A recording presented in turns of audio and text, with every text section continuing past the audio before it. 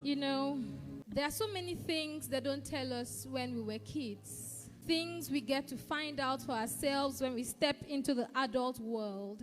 Probably because there's so much to say to a child that this gets undiscussed, undisclosed, closed until you open the door and stand in the arena of the reality that sometimes life takes you through pathways you never knew existed. That childhood dreams get changed, adjusted, and sometimes just evaporate.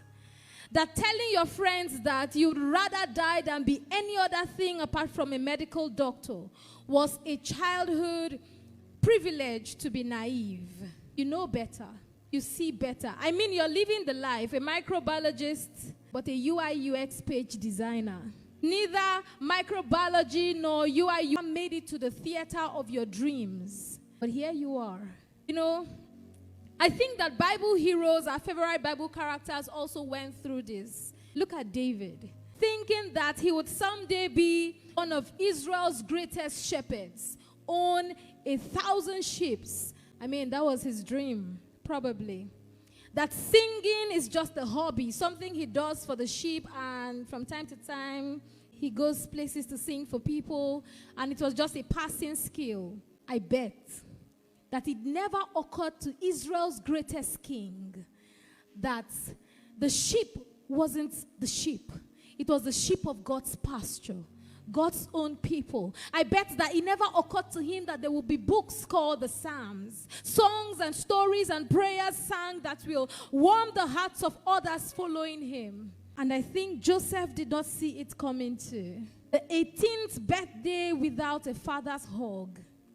10 more years in a strange land and no family. See, when he had the dream, they were all around him while he ruled, but when it happened in reality, he was in a strange land with strangers. If we could have a reality TV show called A Day in the Life of a Dreamer Boy, watch his actions every day, see his reaction, see the confusion on that teenager's face as he's being dragged by his buyers. Maybe we would get to understand what it feels like to be stuck in a present that looks nothing like the future you once saw.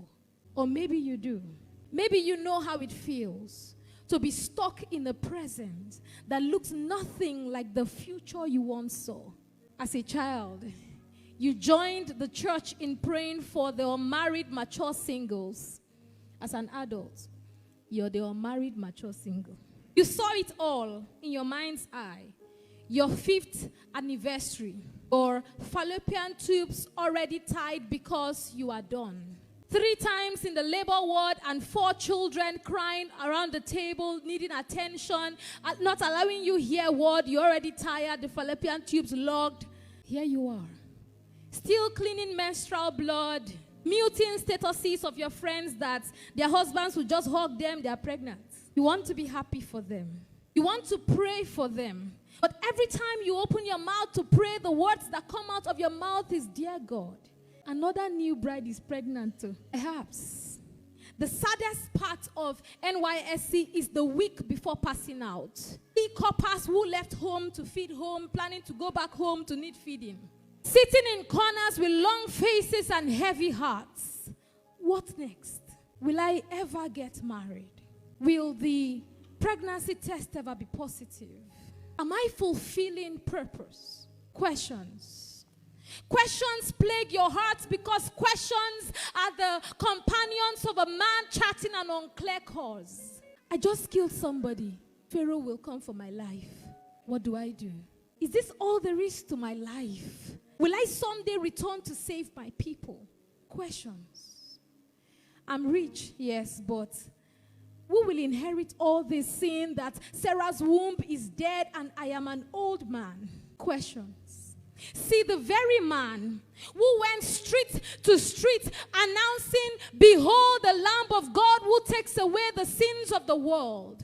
When that course took him through a path that was unclear, he began to ask questions. He told his disciples, "Go and ask Jesus, are you the Christ or we should expect another?" Questions. And in the master's answer to John the Baptist, we find the answer to the man walking through an unclear course. And Jesus said to the disciple, go tell John what you see.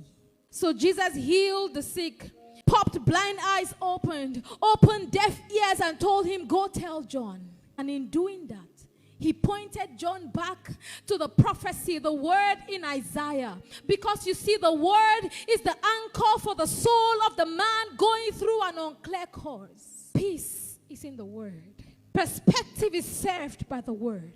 Energy to fulfill purpose. Strength to keep going when the tears clog your eyes and your knees tremble. Wisdom to navigate the unclear paths. The word is a light that shines on the path, a lamp that shows you where to go, a step at a time. See, the lamp does not show you the end of the road. It takes you a day at a time, a step at a time. Stick with the word and trust that he is good at being God, that rough bends are not the end, that diversions are not aversions, that his record will prevail. So here's your part on this unclear path. Trust and obey. Lean in and rest. Say, keep your eyes on Jesus. He makes it make sense and makes struggling days easy. And always remember that he works all things out for our good. It's the days of adversity. Your strength is the bread of life. Feed daily, habitually. Say, stay on the word until Logos becomes Rhema, melting down every gate of resistance. The path is unclear, but he who knows the end from the beginning, he holds your hands, Joseph. He holds your hands, Abraham. No servant will take over this inheritance, but you don't see it yet. It's an unclear path. So we stay with the word. We hold on to the confession of our faith without wavering, because he is faithful. He's not a learner at this thing. See, he is great at being God, because he's been God before time began.